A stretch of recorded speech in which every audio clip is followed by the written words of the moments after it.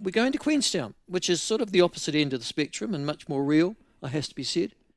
We are in a midst, it has to be said, in this country, of trying to ensure that we can improve or grow the pie. And the two biggest industries that often vie with each other for being the greatest, provider of our prosperity, the dairy industry and tourism. And they vie with each other. Sometimes it'll be one, sometimes it'll be the other. Well, we know that in the agricultural sector, there is a great move and desire by this coalition government to increase productivity, to increase our exports, to make sure that we're selling more stuff overseas, to make sure that we can reticulate some of that wealth through our community in general. But in the other area that is sought to be grown is tourism in particular. And in the announcement that was made yesterday, I think, of $13.5 million of extra going to Queenstown in particular, grow that particular pie, we are joined on that issue, what's going to happen, where is it going, by the the Chief Executive of Destination Queenstown, Matt Woods. He joins us now. Matt, welcome to the show. Lovely to have you on. Oh, it's great to be here, Michael. Thank you for your introduction.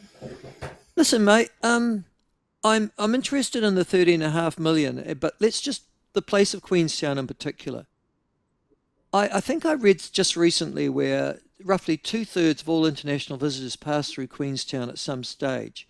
Is that correct? And is there any other place in New Zealand that has that form of traffic from international tourists? Yeah, I'm not sure about the 2/3. I've been told 1/3, and I get that from Benji Patterson's numbers. So 1 in 3 visitors, international Only visitors 1 in to New 3. Zealand. Okay. Yeah. I'm unsure of any other place. And look, I guess you could expect that actually Auckland would see more because it is the gateway generally to the country. And it is likely that somebody might spend some extra time in Auckland when they fly in. Okay. The tourism industry is hopeful of getting a funding boost from this $13.5 million. And the idea is it will spur tourists to venture beyond Queenstown. How do you see this funding working, this new investment from Tourism New Zealand? Yeah, look, I think where is this money going? So first and foremost, it is 13 million that it's going to go to Tourism New Zealand. So that is our national tourism organisation that is mandated with international marketing primarily. So they will be using the money to market internationally. I did hear in your intro that Queenstown will benefit from this. We'll indirectly benefit from it. You're right, because international visitors to New Zealand, 1 in 3 will come to Queenstown, which I think does lead to that interesting point that you raised, and particularly around dispersal. And I talk about regional dispersal, and where will those visitors go? And we actually need to consider how much can Queenstown actually take, and we'll do our job. But equally, it's important that the regions actually get to see these international visitors as well, and also thinking around seasonality. I think that's a really important conversation. And you and I, Michael, we've just experienced a very busy summer down this way. You've probably seen it yourself at home. There's been a lot of international visitors, and we're just sort of finishing, this Easter school holiday period, which we're actually right in the midst of it, really, aren't we? But at the end of this Easter school holiday period, we're about to see what you'd call that traditional shoulder season. And so can we think about this international marketing being used to actually look at that shoulder season, not just here in Queenstown and Central Otago, but around the country, to actually disperse those international visitors to go and see more and do more of New Zealand? The government says the funding will initially be used to attract more visitors from China, Australia, the United States, India, Germany, and South Korea. Those are the 6 countries. I got to be honest with you, $13.5 million of New Zealand dollars just at this point in time won't go very far to doing that in 6 countries. And you talk about moving people beyond Queenstown, but isn't one of the reasons I'd come to New Zealand to go to Queenstown and see the majestic scenery, the lakes, etc.? Yeah, no, I agree with you. And in fact, I think that's the role that we actually have as Queenstown, is that we are going to be one of those draw cards. People will come to New Zealand to see Queenstown, but there is more to see than just Queenstown too. So it's our role to actually, invite those visitors, encourage them to spend time here, but also for them to spend more time in New Zealand and disperse them around the region. And look, I think you're totally right. 13 million isn't going to go very far. And look, if we actually look at where that 13 million is coming from, Tourism New Zealand historically had about 110 million a year to spend on marketing. They actually took a 15 million cut over 3 years in last year's budget. So some of this money is sort of really just topping back up what they actually did have in a cut last year in the budget. I think it's also interesting where this money is coming from. I would like to see the money for Tourism New Zealand really coming from the core funding going back and also coming from the consolidated fund. So, basically from our GST take, where this funding of 13 million is actually coming from the international visitor levy. So that's money that is collected at the border by international visitors. And now we are using that money to spend on marketing to international visitors. Now, we need to remember that went from last year $35 to $100, the IVL, at the border, but Australia does not pay that, Singapore, and I believe the Pacific Islands as well. So in saying that, this fund was set up primarily for conservation and mixed-use infrastructure. It can be used for other purposes, i.e. in this case marketing, but it would be good to see some of that money being dispersed for conservation and for that mixed-use infrastructure, which is something that we're really lacking in some places. And if you look at the IVL, there's something in circa of roughly $198 million sitting there of money gathered by international visitors at the border. Wow. Okay, so that's a lot of money. It's a lot more than 13. Yeah. Listen, the other thing is there's been a bit of pushback just recently. The well-established, has to be said, wastewater treatment plant woes of Queenstown.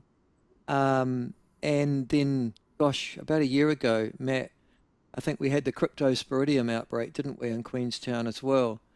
The effect of both of those, do they militate against the sort of pristine purity of Lake Wakatipu and the surrounds? Yeah, look, I think, Michael, you're literally downstream from all of this, so you're feeling the Yeah, impacts. no. And, I think we have to look at this district, and the district, that's Queenstown, Wanaka, Cromwell included, isn't it, is under massive growth. And if we think about Queenstown in particular, it's grown 70% in the last 10 years. So that's a huge amount of residential growth. And then, of course, we have the visitation, which is coming from domestic as well as from international visitors.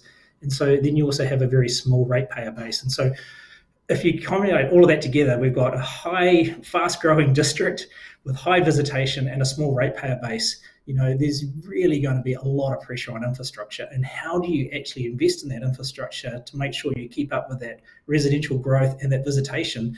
And then what are the impacts going to be on our environment? And the cryptosporidium and the wastewater are great examples of that. We have grown very fast. And, they're predicting that actually Queenstown, Wanaka, and Cromwell will be as large as Dunedin by 2040. And you think about that, 2040, that's not that far away, 15 years. And the infrastructure that we have currently within our district compared to what Dunedin has, if I think about it, we've really got a high school in each town. We've got single lane bridges. We have basic roading network. We don't have even the infrastructure that Dunedin has. And so here we are, we're thinking you've got 15 years to actually get yourself ready to be the size of Dunedin. That's a lot of work that has to start yesterday. Yeah. And the other thing about that is, you don't have the health services either. So even for the people that are resident in that golden triangle that you've described, you're not in actual fact getting health services that meet even those of a provincial city.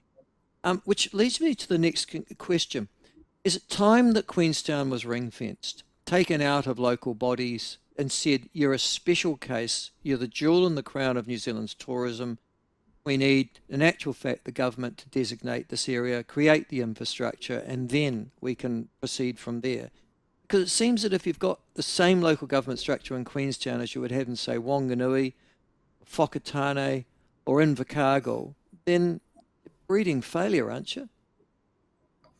Yeah, I think you raise a really interesting point here. And, if we come back to, we have a small ratepayer base and high visitation, how do we fund that infrastructure to ensure we deliver for our residents, but also for our visitors to ensure that we actually have a great experience? The jewel in the crown is something that's often mooted around Queenstown. And look, it can be disputed, but the fact that 1 in 3 international visitors are coming to Queenstown, exactly. It is important that Queenstown actually delivers a great experience. Because if we don't deliver a great experience, that has a whole impact on Correct. visitation to New Zealand.